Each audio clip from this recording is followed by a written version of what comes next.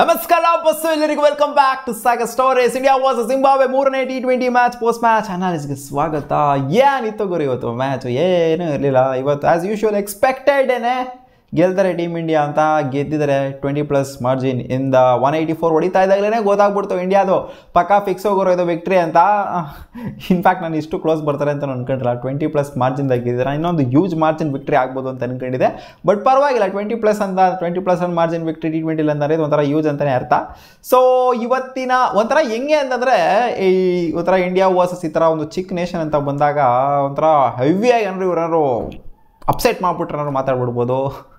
ಒಂದು ವೇಳೆ ಏನಾದರೂ ಇವರು ಇಂಡಿಯನ್ ಟೀಮ್ ನಮ್ಮ ಕಡೆ ಏನಾದ್ರು ಫುಲ್ ಹಾವಳಿ ಕೊಟ್ಬಿಟ್ಟು ಏನಾದ್ರು ಸೆಂಚುರಿ ಮೇಲೆ ಸೆಂಚುರಿ ಇಳಿಸ್ಬಿಟ್ರು ಅಂದ್ರೆ ಅವಾಗ ಮಾತಾಡ್ಬೋದು. ಈ ಥರ ಏನಾದರೂ ಒಂಥರ ನ್ಯೂಟ್ರಲ್ ಮ್ಯಾಚ್ ಆಯಿತು ಅಂದರೆ ಏನು ಮಾತೇ ಬರೋದಿಲ್ಲ, ಆ ಥರ ಆಗಿಬಿಡುತ್ತೆ. ಇಂಡಿಯಾ ಫಸ್ಟ್ ಬ್ಯಾಟಿಂಗ್ ಆಡಿದ್ದು ಇವತ್ತು ಶುಭ್ಮನ್ ಗಿಲ್ ಜೊತೆಗೆ ಇವತ್ತು ಯಶಸ್ವಿ ಜೈಸ್ವಾಲ್ ಇವತ್ತೆಲ್ಲ ಒಂಥರ ಕಮ್ ಬ್ಯಾಕ್ ಮಾಡಿದ್ರು. ಇವತ್ತು ನಾನು ಆ್ಯಕ್ಚುಲಿ ಪ್ರಿವ್ಯೂ ವಿಡಿಯೋದಲ್ಲಿ ಮರ್ತೇ ಹೋಗ್ಬಿಟ್ಟಿದ್ದೀನಿ ಇವತ್ತು 3 ಜನ ಹೊಸ್ದಾಗಿ ಆ್ಯಡ್ ಆಗಿದ್ದಾರೆ ಅಂತ. ಯಾಕಂದರೆ ವರ್ಲ್ಡ್ ಕಪ್ ಗುಂಗಲ್ಲಿ ಇದ್ದಂಥವ್ರು ಶಿವಮ್ ದುಬೆ, ಸಂಜು ಸ್ಯಾಮ್ಸನ್ ಇವರೆಲ್ಲ ಬಂದ್ಬಿಟ್ಟು ಇವತ್ತು ಸೇರ್ಕೊಂಡು ಇವತ್ತು 3 ಜನ ಕೂಡ ಪ್ಲೇಯಿಂಗ್ ಲೆವೆನಲ್ಲಿ ಫಿಟ್ ಆದರು. ನಮ್ಮ 3 ಜನನ ಈಚೆ ಕಡೆ ಕಳಿಸಿದ್ರು. ಖಲೀಲ್ ಅಹ್ಮದ್ ಕೂಡ ಇವತ್ತು ಆಡಿದ್ದು. ಸೊ ಇವತ್ತು ಒಂಥರ ಡಾಮಿನೇಟ್ ಮಾಡಿದ್ರು ಅಂತ ಹೇಳಬೇಕು ಟೀಮ್ ಇಂಡಿಯಾ. ಇವರಾಗಿರ್ಬೋದು ಶುಭ್ಮನ್ ಗಿಲ್ 66, ಇವ್ರು 36. ಓಪನಿಂಗ್ ಪಾರ್ಟ್ನರ್ಶಿಪ್ ಅಂತೂ ಬೆಂಕಿ ಆಗೇನೆ ಬಂದಿತ್ತು.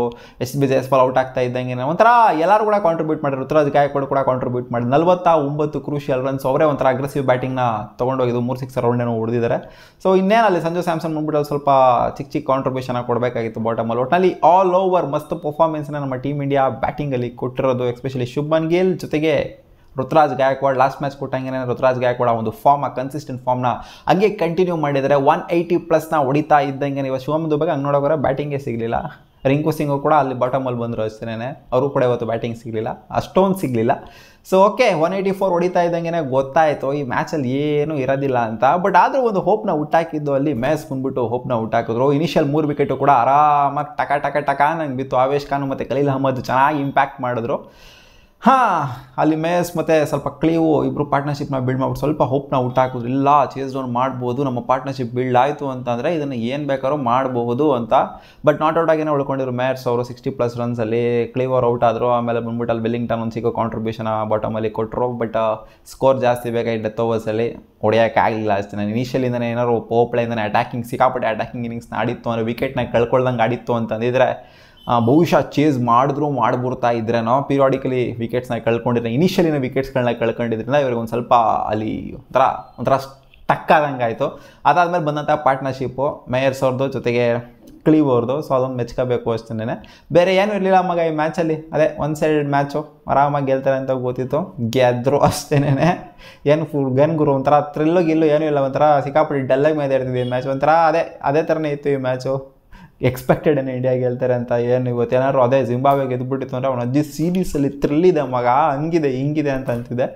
ಏನೂ ಥ್ರಿಲ್ಲಿಲ್ಲ. ನೆಕ್ಸ್ಟ್ ಮ್ಯಾಚು ಕೂಡ ಗೆಲ್ತಾರೆ ಇಂಡಿಯಾ. ಸೀರೀಸ್ನ ಕೈವಶ ಮಾಡ್ಕೊಂತಾರೆ. 2-2 ಗೆದ್ದೇ ಗೆಲ್ತಾರೆ.